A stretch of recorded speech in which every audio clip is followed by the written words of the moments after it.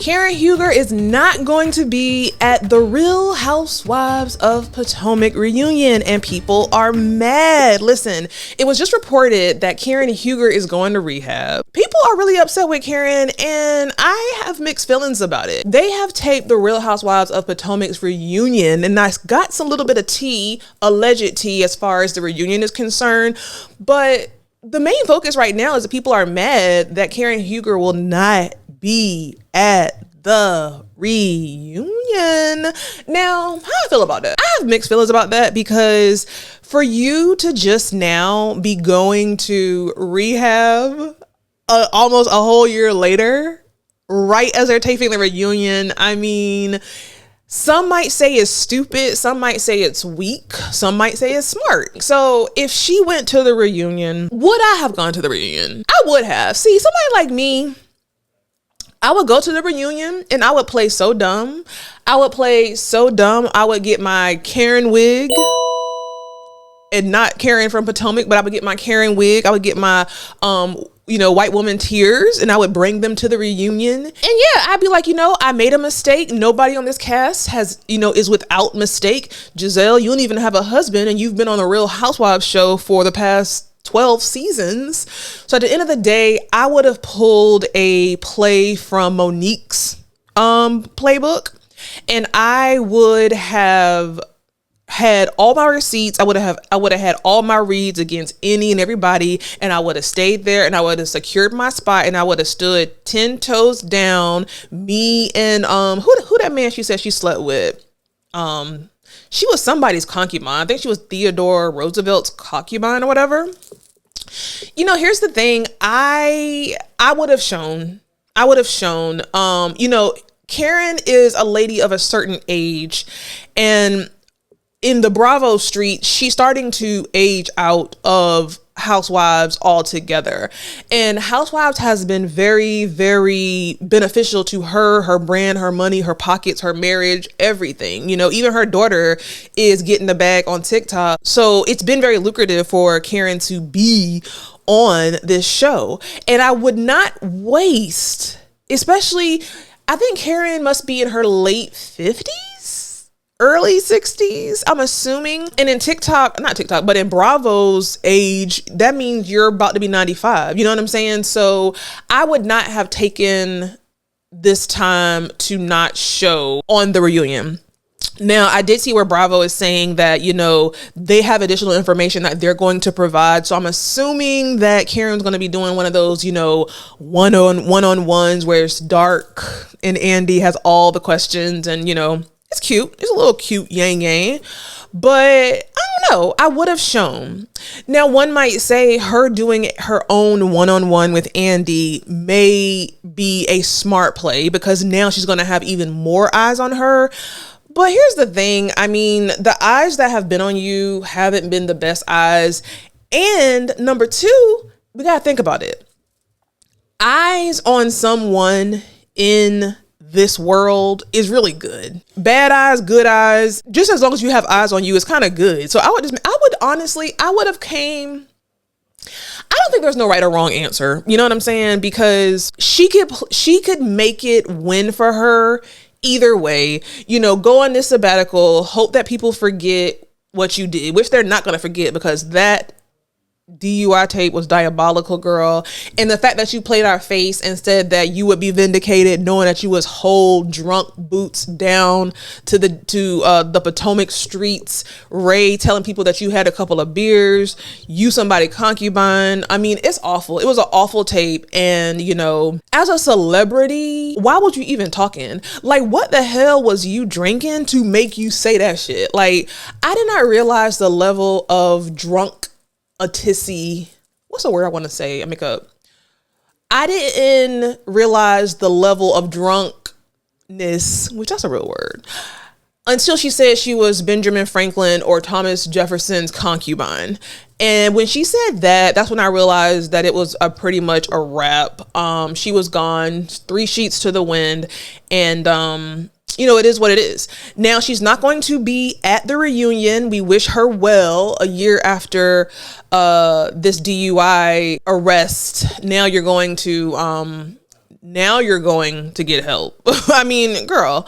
Now, I will say I did look up the reunion seating chart, and Mia is to the left of Andy and Giselle is to the right. Wendy is next to Mia. Ashley is next to Giselle. Ashley has gotten on my GD nerves in these most recent episodes of the Potomac Streets. She is giving me Karen vibes. It's something about her this season that's really giving me disgust.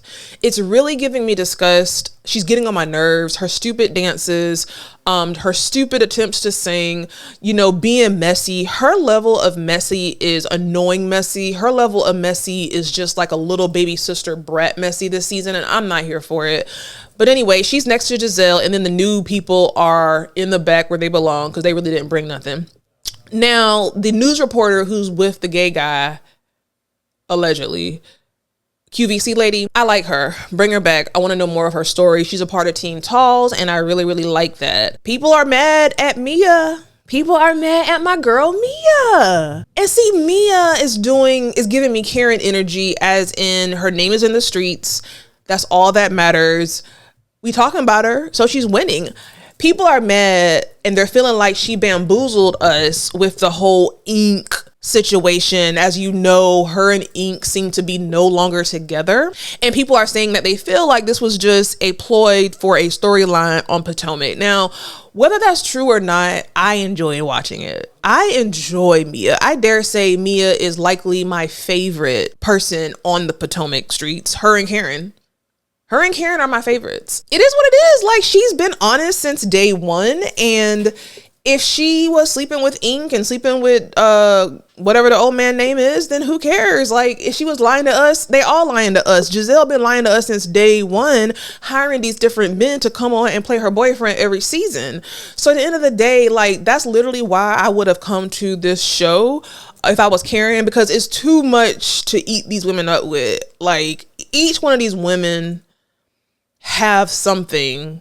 The main players, they all have something that she could eat them up with. Nobody is without sin or DUI energy. So that's why I would have come if I was Karen. But yeah, like, why y'all mad at Mia? Mia's doing her job. Mia has been very much upfront since the first 5 minutes of her being on this show about her surgeries, about her jobs. Did she stretch the truth or give her version of the truth? Maybe. Some might argue. But she has been nothing but entertaining, and she has came and she has done the work. She has done work. She has given us her life. She has given us storyline after storyline, man after man, woman after woman. I mean, she's doing her job. So I'm really, really here for her. Now, I did also see on social media that the new girl and Mia got in a fight, Kiarna.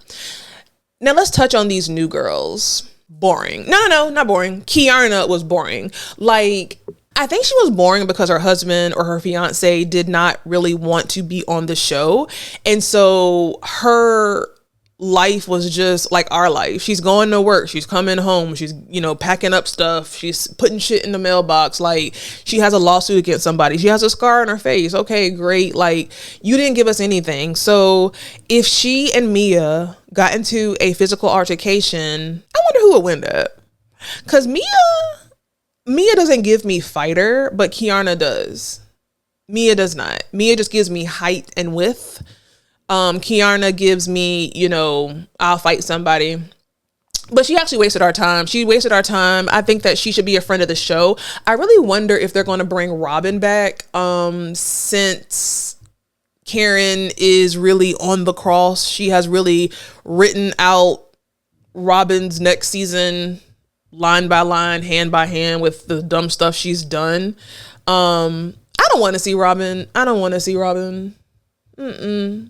Now, I started to say, if they take away Giselle and bring Robin back, I don't really know what Giselle brings to the show. Especially now that her minion is not with her. I feel like Giselle and Robin equal one person. So Giselle by herself is a half. Robin by herself is a half.